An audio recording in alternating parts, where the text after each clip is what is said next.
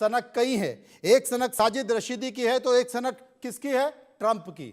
नया साल शुरू होते ही वेनेजुएला पर अमेरिका ने हवाई हमलों का मुंह खोल दिया। वेनेजुएला पर एयर स्ट्राइक करने के साथ ही राष्ट्रपति निकोलस मादुरो और उनकी पत्नी को भी गिरफ्तार कर लिया। यह दावा किसी और ने नहीं किया बल्कि अमेरिकी राष्ट्रपति ट्रंप ने किया है। उधर रूस और यूक्रेन के बीच पिछले 4 सालों से भीषण युद्ध जारी है। दोनों देशों के बीच शांति स्थापित करने की अमेरिकी राष्ट्रपति मध्यस्थता की कोशिश को उस वक्त झटका लगा जब रूस ने यूक्रेन पर राष्ट्रपति पुतिन के सरकारी आवास में ड्रोन हमलों का आरोप लगा दिया। वहीं ईरान में सर्वोच्च नेता आयतुल्ला अली खमेनी के खिलाफ जेन जी सड़कों पर आ गया। महंगाई और खस्ता हाल और अर्थव्यवस्था को लेकर ईरान के युवा पीढ़ी ने खमेनी के खिलाफ मोर्चा खोल दिया। खमेनी की मौत के नारे लगाए जा रहे हैं। ईरान हिंसा और बगावत के लिए अमेरिका को जिम्मेदार ठहराया जा रहा। तो क्या नए साल के साथ ही तीसरे विश्व युद्ध की भी दस्तक हो चुकी है? क्या दुनिया में थर्ड वर्ल्ड वॉर की शुरुआत हो चुकी है? ये तमाम तरह की चीज़ें हैं। इस बीच बहुत सारी तस्वीर हम आपको दिखा रहे हैं और उन तस्वीरों के मद्देनज़र आप समझ सकते हैं कि क्या स्थिति हो गई।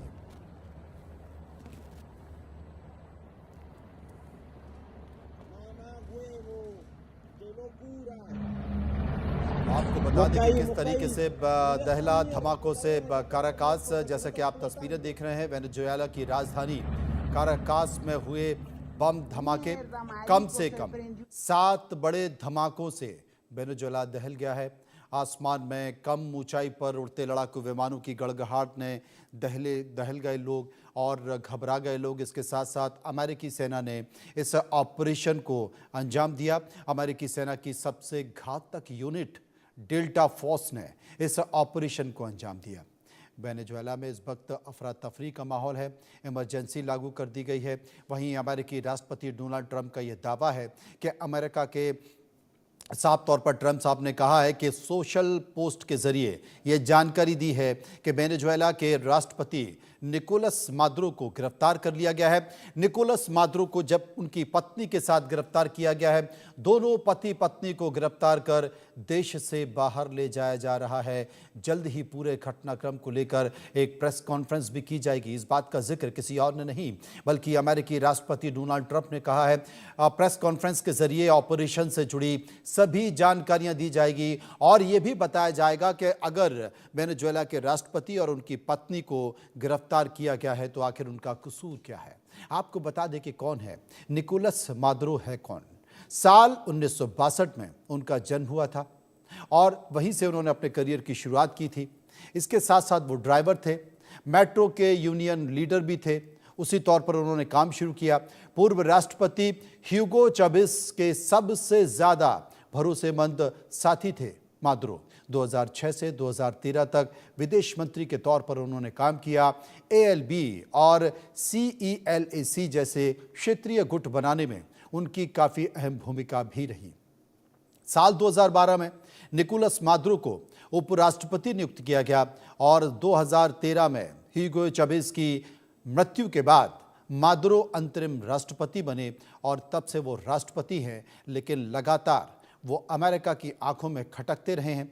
वेनेजुएला का अगला राष्ट्रपति कौन हो सकता है अभी ये कहना मुश्किल है, लेकिन जो नाम निकल कर आ रहे हैं उसमें ये माना जा रहा है कि एडमुंडो गोलालेज अगले राष्ट्रपति हो सकते हैं, मारिया कोरेना मचाडो भी हो सकते हैं, डेल्सी रोड्रिगेज भी हो सकते हैं और व्लादिमीर पाद्रिनो लोपेज भी राष्ट्रपति हो सकते हैं। डियोसडाडो कैबेलो भी हो सकती है। तमाम नाम है जिनका नाम राष्ट्रपति के तौर पर चल रहा है। चलिए आपको ये भी बताते हैं कि किन वजहों से अमेरिका ने वेनेजुएला पर हमला किया है।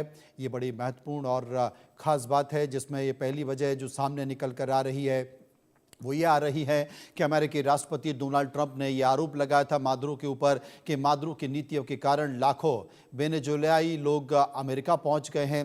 ट्रंप का ये भी आरोप था कि मादुरो ने देश की जेल और मानसिक अस्पतालों से अपराधी और बीमार लोगों को जानबूझकर बाहर निकाला और उन्हें अमेरिका की तरफ जाने के लिए मजबूर किया। दूसरी जो वजह डोनाल्ड ट्रंप ने बताई है वो ये बताई है कि वेनेजुएला अमेरिका में कोकीन और फेंटानिल जैसे खतरनाक ड्रग्स की तस्करी बड़े पैमाने पर कर रहा है और इसका रास्ता अगर कोई है तो वो वेनेजुएला से होकर जाता है और बहुत आसानी से वो अमेरिका में जा रहा है। इसी वजह से उन्होंने वेनेजुएला के 2 आपराधिक गिरोह ट्रेंट और अरागुआ और कार्टेल दा लॉस सॉलिड्स को विदेशी आतंकी संगठन घोषित कर दिया है।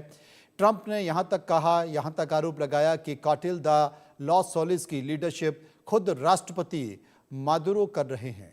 तीसरी और सबसे बड़ी वजह जो जानकारी आ रही है उसमें अमेरिकी राष्ट्रपति डोनाल्ड ट्रंप ने आरोप लगाया कि अमेरिका की नज़र वेनेजुएला के तेल पर भी है। वेनेजुएला की अर्थव्यवस्था पूरी तरह पर अगर किसी पर निर्भर है तो वो तेल पर निर्भर है।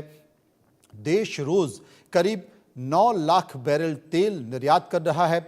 चीन वेनेजुएला का सबसे बड़ा तेल खरीदार है। माना यह भी चाहता है कि वेनेजुएला के पास दुनिया का सबसे बड़ा तेल भंडार है। हाल ही में अमेरिका ने वेनेजुएला से जुड़े तेल टैंकर को जब्त भी किया है।